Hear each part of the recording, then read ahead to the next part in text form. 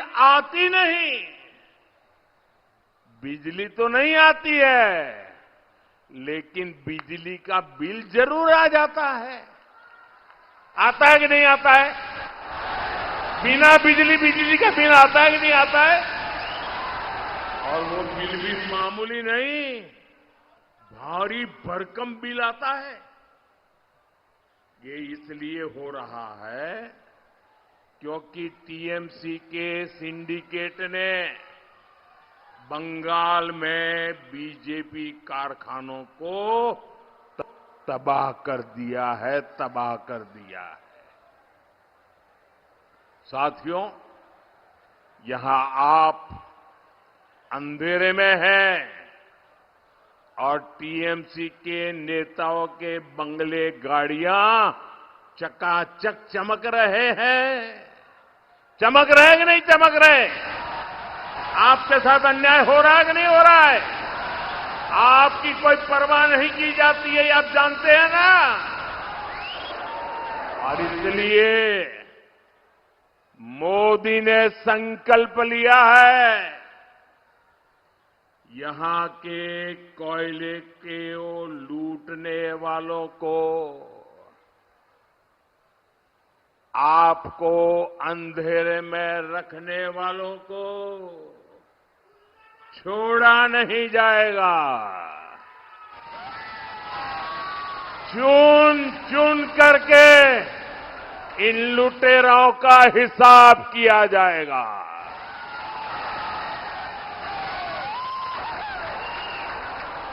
ये टीएमसी में सबका नंबर लगेगा और ये मोदी की गारंटी है।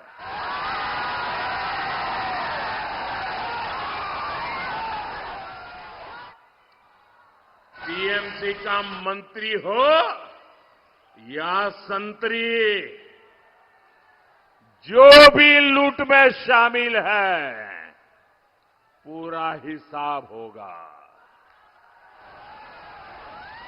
साथियों, एक तरफ टीएमसी बिजली की लूट में लगी है, वहीं मोदी आपका बिजली बिल जीरो करने में जुटा है।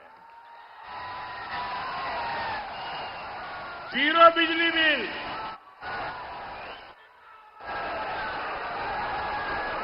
और मोदी ने आपको बिजली देने और बिजली बिल जीरो करने की योजना लागू कर दी है।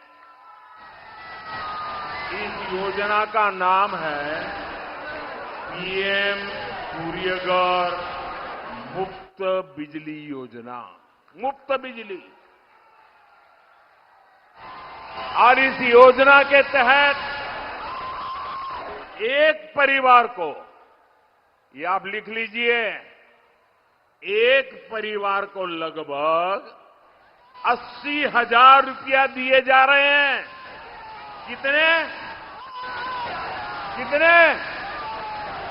एक परिवार को 80,000 रुपये, ताकि आप अपने घर की छत पर सोलर पैनल लगा सके और अपनी बिजली खुद पैदा कर सके।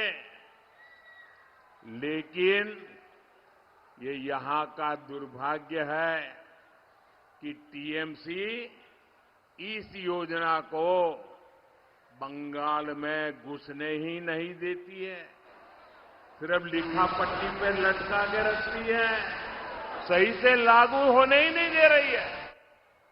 साथियों, आपके पड़ोस में उड़ीसा है, वहां बीजेपी की डबल इंजन सरकार है।